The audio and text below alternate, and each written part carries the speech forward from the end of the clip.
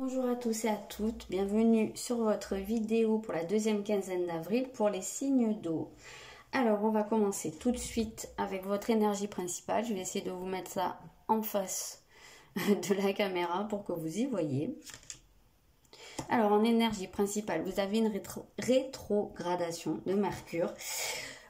Donc, il se peut que vous vous sentiez ralenti, freiné, empêché même par certains événements extérieurs. Il se peut que vous subissiez des contretemps, que les choses ne se produisent pas comme vous l'espériez ou en temps voulu, que vous ayez des problèmes de communication, peut-être même pour certains, vraiment peut-être des pannes ou des problèmes techniques, hein, vraiment de manière concrète. En général, c'est quand même pour vous laisser du temps pour réorganiser des choses. C'est parce que souvent, il y a quelque chose qui ne fonctionne pas. Ça peut être dans votre manière de communiquer, ça peut être dans vos projets. En tout cas, c'est une manière soit de changer carrément de voie, soit de vous pousser à revoir quelque chose. Il y a quelque chose qui n'est pas encore assez abouti, il y a quelque chose qui fait que vous êtes obligé de repenser les choses. Ok, alors ça peut être dans votre manière de communiquer, effectivement, puisque vous avez un set de bâtons là et que vous pourriez être amené à être un peu plus offensif dans votre manière d'être, dans votre manière de communiquer, de faire passer vos idées. On sent que là, il y a quelque chose qui peut être de l'ordre, alors soit de l'affirmation, soit carrément de la colère. Il y a peut-être des gens parmi vous qui ont ce besoin d'extérioriser des choses. Il y a peut-être des gens qui avaient tendance à laisser passer beaucoup de choses sans rien dire et que là, c'est un peu de la rébellion, quoi, hein. Un peu cette idée de dire bah non, maintenant ça passe plus. En tout cas, on sent que on vous sent plus offensif, ouais, voilà, un peu plus sur le pied de guerre, hein, quand même. Alors, quel va être votre atout principal? Ah bah ouais, vous avez la croix cosmique, hein. Donc c'est vrai qu'on retrouve, déjà rien qu'au niveau des couleurs, voilà, de la symbolique de la carte, on retrouve un petit peu ce côté vraiment orageux.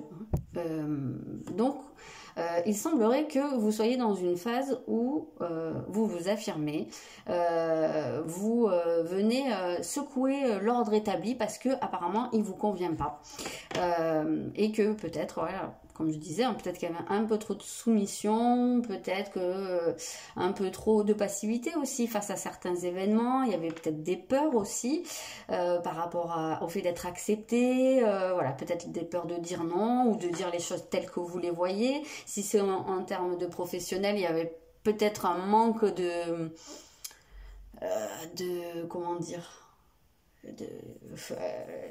ouais, d'affirmation, je trouve pas le mot que je cherche, d'affirmation pour voilà, porter vos projets, faire entendre votre voix, et ça peut aussi se ressentir au niveau familial ou dans une relation, ou peu importe le domaine. Et ça peut être aussi quelque chose de très général.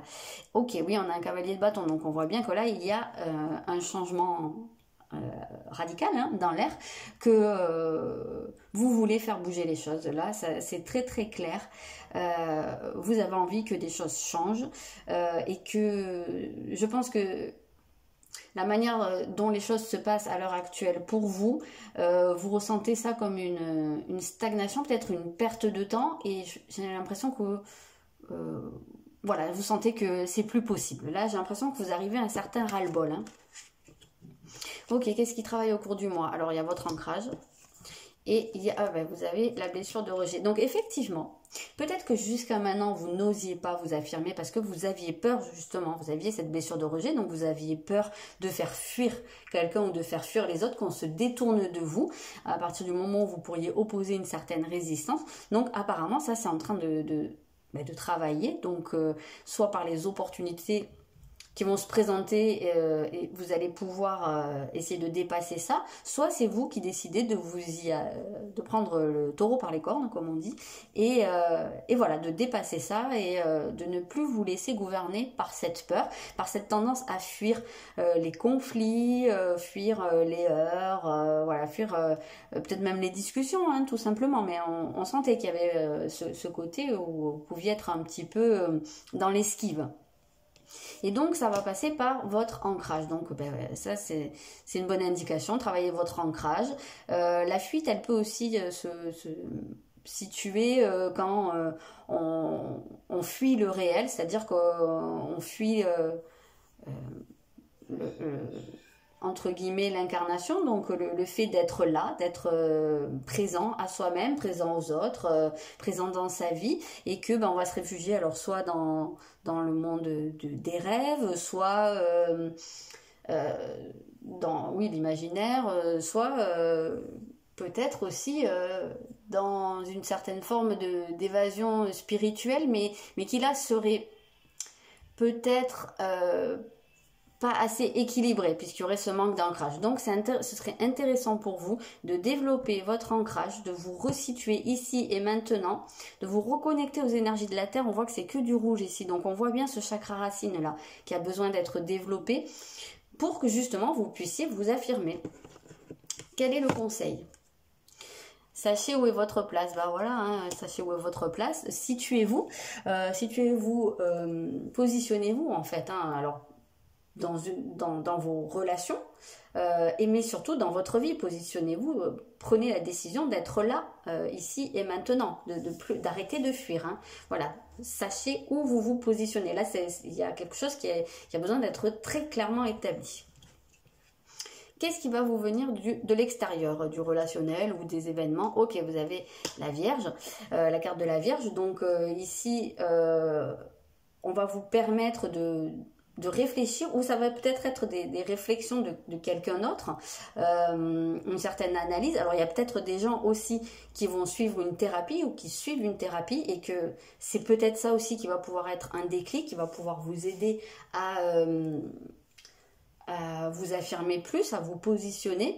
Ça peut être aussi, sans parler d'analyse, mais peut-être quelqu'un qui va vous livrer soit son analyse sur vous, sur sa situation, son point de vue en fait, hein, qui va peut-être vous aider à vous à arrêter d'être dans le dévouement en fait, hein, dans le sacrifice.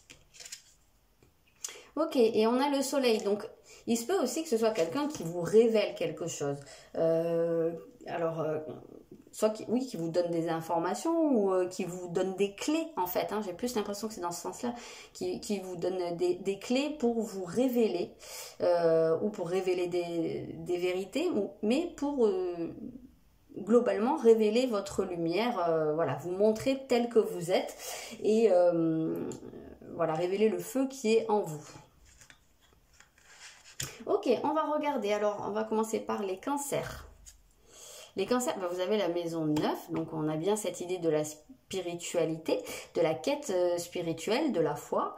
La spiritualité au sens très large, hein, du voyage aussi, du fait d'avancer. Voilà, alors il se peut très bien que pour vous, ce qui vient de l'extérieur et qui va vous permettre en fait d'analyser, de révéler des choses, ça passera peut-être par une certaine forme de spiritualité, hein. Peut-être que ça va passer par des lectures, ça va peut-être passer par des discussions, je sais pas, des méditations, ça peut être beaucoup de choses, mais par ce voyage-là. Ok, on a 9 d'épée, donc ici vous pourriez être amené à affronter vos peurs justement, vos angoisses. Il faut savoir qu'avec le 9 d'épée, en général, ces peurs-là, elles sont dans la tête. C'est pas, c'est des angoisses qui sont pas basées sur du concret, mais qui sont issues soit de vos schémas, de vos croyances limitantes, du manque d'ancrage. Alors ça, en général, le manque d'ancrage, c'est directement associé à de l'angoisse, hein, à de l'anxiété même. Et donc, ici, vous allez avoir cette possibilité d'avancer à ce niveau-là, de prendre conscience, à mon avis, et d'affronter en fait vos peurs, probablement en prenant du recul par rapport à ça, en analysant les choses, peut-être aussi en portant un œil très terre à terre là-dessus, peut-être grâce à, comme on a dit, peut-être un thérapeute, un psy, ou je sais pas, peu importe ce que vous choisirez, mais il y a cette possibilité de vous défaire d'angoisse, parce que comme je l'ai dit, ces angoisses-là, elles sont dans la tête. Le seul problème qu'il y a, c'est que si on les garde présentes dans la tête et qu'on les ressasse, voilà, elles finissent par se manifester. Donc voilà. On va regarder pour les scorpions. Vous avez la maison 5, donc, et vous avez un roi d'épée. C'est marrant, hein, c'est des énergies d'épée, hein, pas mal pour vous pour l'instant. Donc il y a cette idée ici que vous puissiez... C'est drôle parce qu'en fait, pour l'instant, c'est très relié à des énergies du mental et on retrouve cette idée de l'analyse. Donc, alors, pour certains, ça va être lié à votre vie amoureuse. Où vous allez peut-être devoir prendre certaines décisions qui vont être plus liées à de la logique, à de l'analyse, que à l'émotionnel. Voilà, là on a plus cette idée d'être tranchant, d'être logique et d'être fidèle à vos valeurs et à vos principes. Et ça va pouvoir prévaloir sur les élans du cœur. Donc ça peut être dans une relation amoureuse, dans votre vie amoureuse en général, ça peut être dans une relation avec un enfant aussi. Là il y aura peut-être ce besoin pour certains d'être d'être le parent, d'incarner l'autorité en fait, hein. C'est un peu comme ça qu'on va le ressentir, ce roi d'épée, hein. C'est quand même, oui, l'autorité, celui qui est très fidèle à ses principes, mais qui déroge pas trop, hein. Donc il y a un côté Ned Stark, hein, pour les fans de Game of Thrones. Le roi d'épée, c'est un peu Ned Stark. Donc vous voyez, il est juste, mais par contre, il n'est pas trop dans les élans du cœur. Et ça peut être aussi par rapport à votre créativité, mais là on sent qu'il y a pas mal de recul. Alors ça peut être aussi par rapport à votre capacité à prendre du plaisir dans votre vie. Ici, il y a peut-être aussi cette nécessité de moins se laisser emporter par les émotions, les élans du cœur, voilà, et d'être un peu plus rationnel ici. Il y a peut-être parmi vous, hein, des gens qui se laissent aller à ce niveau-là, qui vont trop dans des extrêmes, et que là il y a besoin de se comment dire, de se repositionner, de se freiner un petit peu, hein, de ne pas aller dans le trop. On va regarder pour les poissons maintenant. Vous avez la maison 8 et vous avez la reine de coupe. Quelle surprise, qui sort dans tous les tirages.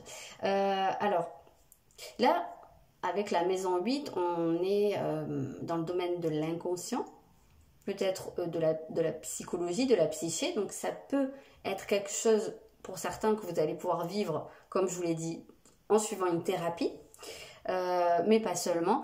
Ça va venir symboliser ici avec la reine de coupe la reconnexion à ce que vous voulez vraiment. Donc ça signe ici la fin de quelque chose. Ça peut être concret, la fin d'une situation, la fin d'une relation, mais ça peut être aussi la fin d'un type de comportement qui va